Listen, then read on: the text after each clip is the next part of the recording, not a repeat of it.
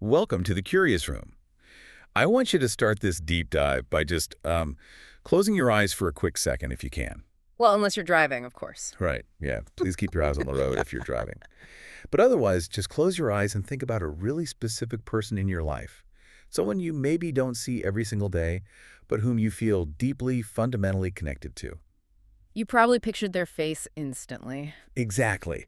It brings up this massive question for us today.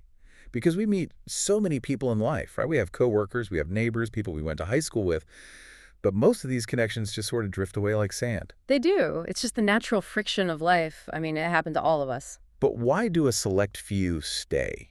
Why do some bonds literally never fade, even when you aren't putting in constant, everyday effort? It's a great question. And I think we need to establish right away that this isn't about magic or luck, really. It feels like magic sometimes, though. You know, when you just click with someone. Oh, it absolutely feels like magic. But underneath that feeling, it's actually about something much deeper. It's structural. It's what we call the quiet architecture. The quiet architecture, I really love the sound of that. It's the invisible framework that basically holds lasting relationships together. So for today's deep dive, let's just walk through this quiet architecture. Let's figure out the exact difference between a bond that fades and one that lasts forever. Let's do it. So break down this term for me. What does quiet architecture actually mean in simple terms? Is it just having a long shared history with someone? Not necessarily. You can have a long history with someone and still watch the bond fade entirely.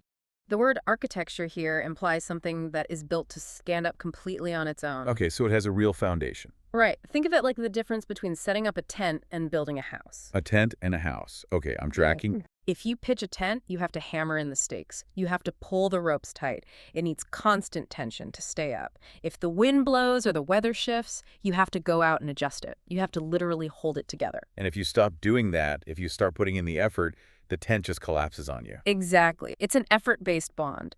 But a house has a foundation. It has load-bearing walls. You can leave a house for 6 months, go on a trip, and when you come back, the roof hasn't caved in. Because the structure does the work for you. Yes. And that brings us to the quiet aspect of it. Lasting bonds don't rely on these loud, massive gestures. They don't need constant praise or big dramatic moments to survive. They rely on a silent understanding. It's funny you use the house metaphor, because I always picture it as a really comfortable room. Fading bonds feel like a room where you are literally standing there holding up the ceiling with your bare hands. Which is exhausting. It is so exhausting. But a lasting bond is a room where you can just walk in, sit down, and rest. That is exactly it. You can just rest. So if we are moving from this big concept down to the actual building blocks, what does that look like? Because I think we grow up assuming that soulmates or best friends need to have these huge epic adventures together. We do, yeah. Movies definitely teach us that. Right. But the reality is actually so different. It is. The bricks of this architecture are tiny. They are mundane, everyday things. Like what? Give me a specific example. Well, think about the comfort of silence. Just sitting in a car with someone on a long drive, and neither of you feels any panic to fill the air with words. Oh, a car ride test. That is so real. If I'm with an acquaintance, silence feels like a bomb is about to go off. I start talking about the weather or the road signs, just shoveling words into the engine so it doesn't stall. Because you feel like you have to entertain them to keep the connection alive. But with a quiet architecture friend, you can just stare out the window. You can just exist. Yes. Or think about a shared look across a crowded room. Someone says something weird at a party, and you just catch your friend's eye. And you have a whole conversation in 1 second without opening your mouths. Exactly. You don't need to explain anything. That shared look, that comfortable silence, those are the bricks. And they create a very specific real-life feeling. Which is what? Safety. It is the absolute feeling of safety, knowing you don't have to perform or be constantly on. That makes so much sense. So for everyone listening right now, ask yourself, who is the person you can be completely boring around? Huh? That is a great way to put it. The boring test. Right. If you can be in your sweatpants, staring at a wall, not saying anything clever, and it feels perfectly fine, that is a sign of the quiet architecture. It's the ultimate sign. And that brings up another really crucial element here, which is the concept of pace. or breathing space. Breathing space. Let's talk about that. When you look at fading bonds versus lasting ones, the pacing is totally different. Fading bonds often feel very rushed. There's a lot of pressure. There's that underlying panic of, oh man, if we don't grab lunch this week, or if I don't text back immediately, we are going to lose this friendship. Exactly. You feel like you have to keep feeding the meter. But lasting bonds have a very slow, polite, calm rhythm to them.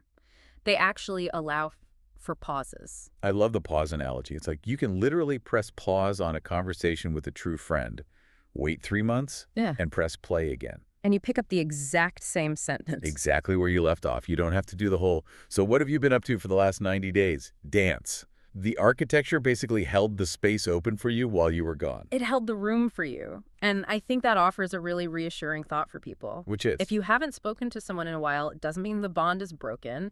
If that architecture is there, the bond is just resting. It's just resting. That takes so much guilt away. We carry so much guilt about not texting people back or letting time slip by. We really do. But let's flip it around for a second because this brings up a difficult question. If this architecture is so good, why do other friends fade away? Is it our fault? It's really easy to blame ourselves. We think we didn't try hard enough.